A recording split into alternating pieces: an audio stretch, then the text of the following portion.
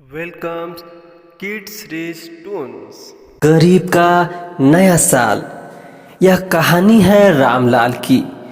वह एक किसान था जो खेती किया करता था, लेकिन कुछ महीने पहले अच्छी बारिश नहीं होने के कारण यानी बरसात में कम बारिश होने की वजह से अच्छे फसल उत्पादन नहीं कर सका, जिसकी वजह से रामलाल बेरोजगार हो गया। रामलाल की पत्नी लीला भी चिंतित हो गई। पता नहीं अब कैसे दिन कटेगा। अब खाने का भी व्यवस्था नहीं हो पा।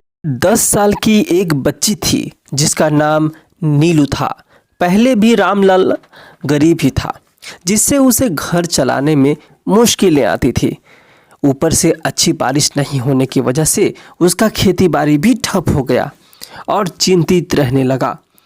लेकिन रामलाल की बेटी नीलू ने पिता से कुछ प्रॉमिस करवाया था। रामलाल ने पिछले वर्ष वादा किया था, बेटा अब की बार तुम्हें नए साल को थोड़े अलग ढंग से मनाएंगे। नया साल आने पर कहीं हम जाएंगे और पिकनिक जैसे प्लान रचकर हम एंजॉय करेंगे नए साल को।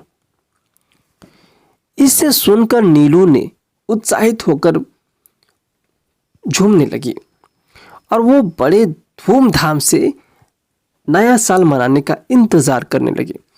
पूरे परिवार के साथ नया साल मनाया जाएगा। तभी देखते देखते मौजूदा साल के चंद महीने बीतने लगते हैं और नया साल बेहद करीब आ जाता है। तभी एक सुबह नीलू जब अपने माता पिता से पूछती है वो वादा जो उसके माँ पिता ने नया साल मनाने का बात किया था। नीलू अपने पिता से पूछती है, नए साल को मनाने के लिए हम लोग कैसे मनाएंगे और कहाँ जाने वाले हैं।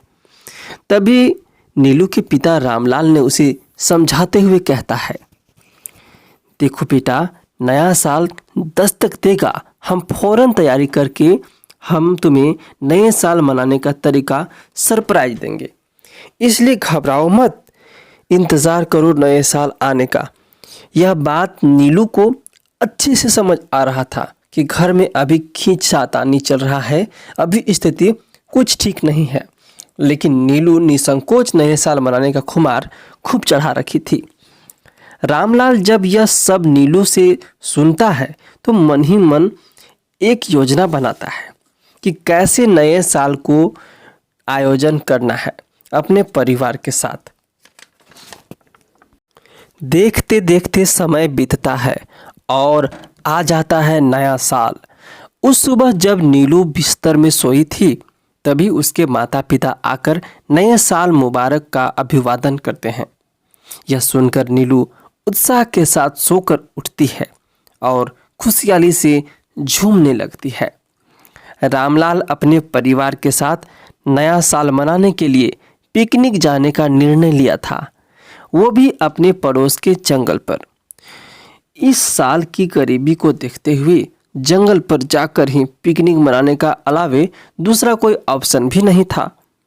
जैसे ही सूरज निकला, रामलाल, उसकी पत्नी लीला और उसकी बेटी नीलू घर से वो सारे साजो सामान पिकनिक मनाने के लिए जंगल की ओर चल दिए।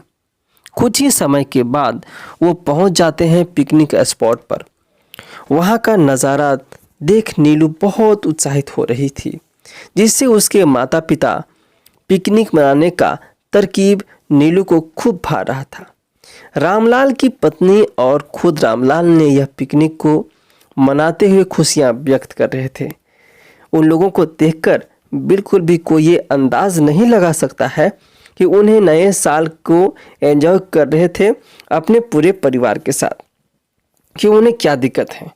बिल्कुल वो उनके चेहरे पर दिखाई नहीं दे रहे थे। पूरे खुशियों से एक दूसरे को सहयोग करके उस पिकनिक स्पॉट पर एंजॉय कर रहे थे। रामलाल और उसकी पत्नी लीला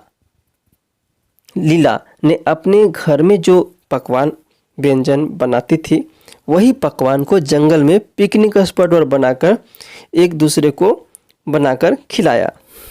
नए साल को अपने तरीके से एंजॉय करते हैं और नीलू को जंगल में नदी, झरने, पेड़ पौधे और कई तरह के जानवर दिखाकर सरप्राइज देते हैं। तो इस तरह से पिकनिक मनाकर रामलाल अपने बच्चों के साथ, अपने फैमिली के साथ वापस घर आ जाते हैं। तो ये था गरीब का नया साल मनाने का तरीका।